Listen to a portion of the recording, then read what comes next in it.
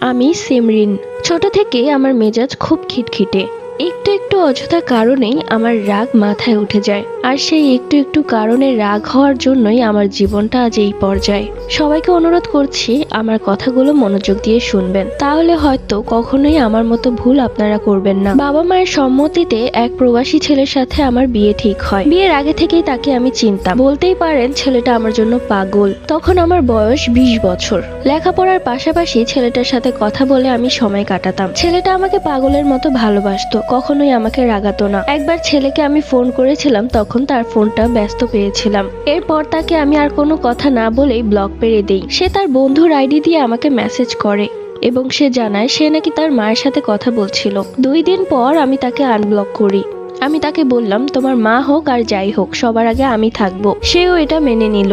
এরপর সে যখন দেশে আসে আমরা দেখা করি। আমার খুব ভালোই লেগেছিল তাকে। উচ্চতায় যেমন ঠিক চেহারায়ও তেমন। মিথ্যে বলবো না, কিন্তু আমার গায়ের রং কিছুটা ময়লা। এই নিয়ে আমার কাজিনরা যখনই আমাকে বলে এই সাবান দিস তাহলে ফর্সা হবি, এই ফেস প্যাকটা তো লাগাতে পারিস তাহলে একটু ফর্সা হবি, আমি কোনো কথা না বলে তাদেরকে সাথে সাথে ব্লক মেরে দিতাম। বলতেই ভুলে গেছি, যার সাথে আমার সম্পর্ক তার নাম রাহাত। প্রথম দেখায় রাহাত আমার অনেক প্রশংসা করলো, আমি নাকি মায়াবতী। এরপর আমরা একটা রেস্টুরেন্টে গিয়ে খাওয়া দাওয়া করলাম। এরপর বাড়ি চলে আসি। রাহাত আমাকে বলল সে আমার সাথে আর কোনো সম্পর্ক রাখতে চায় না। এই কথা শুনে আমার রাগ মাথায় উঠে গেল। আমি যেই না তাকে ব্লক মারতে যাব, ঠিক তখনই সে মেসেজ করে বলল সে বিয়ে করতে চায় আমাকে।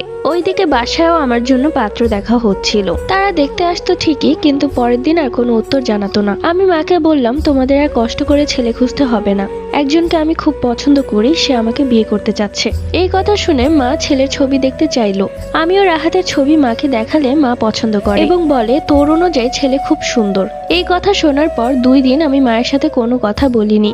মা সেই দিন আমাকে বলেছিল দেখিস এই রাগই যেন তোর জীবনে আবার কাল হয়ে না দাঁড়ায়। মায়ের কথা পাত্তা দিলাম না। ছেলের পরিবার আমার ছবি দেখতে চাইলে রাহাত সবাইকে ছবি দেখায়। তখন ছেলের মা আমাকে পছন্দ করেনি, কিন্তু রাহাত তার একমাত্র ছেলে, তাই ছেলের পছন্দকে সে ফেলে দিতে পারে না। অবশেষে পারিবারিক ভাবে আমার বিয়েটা সম্পন্ন হলো। বিয়ের পর চলে গেলাম শ্বশুর বাড়িতে। শ্বশুর বাড়িতে যাওয়ার সময় মা বারবার বলে দিয়েছেন আমি যেন আমার রাগ কন্ট্রোল করি আর হুটহাট করে তার বাসায় না চলে আসি, এতে তাদের মান সম্মান ক্ষুণ্ণ হবে। বাসর ঘরে বসে আছি, আধা ঘন্টা হয়ে গেছে, কিন্তু রাহাতের কোনো খবর নেই। বারান্দায় দাঁড়িয়ে ওর বন্ধুদের সাথেও মজা করছে। আমি একটানে আমার শাড়ি খুলে ফেললাম এবং নর্মাল একটি ড্রেস পরলাম। সেই সাথে বাসর ঘরে লাগানো ফুলগুলো টেনে ছিঁড়ে নিচে ফেলে দিলাম। আধ ঘন্টা পর রাহাত ভেতরে এসে দেখলো ফুলগুলো নিচে পড়ে আছে, আর এক সাইডে আমি ঘুমিয়ে আছি। তখন রাহাত আমাকে ডেকে তুলে বলল কি হয়েছে তোমার, এগুলো কেন করেছো? পরবর্তী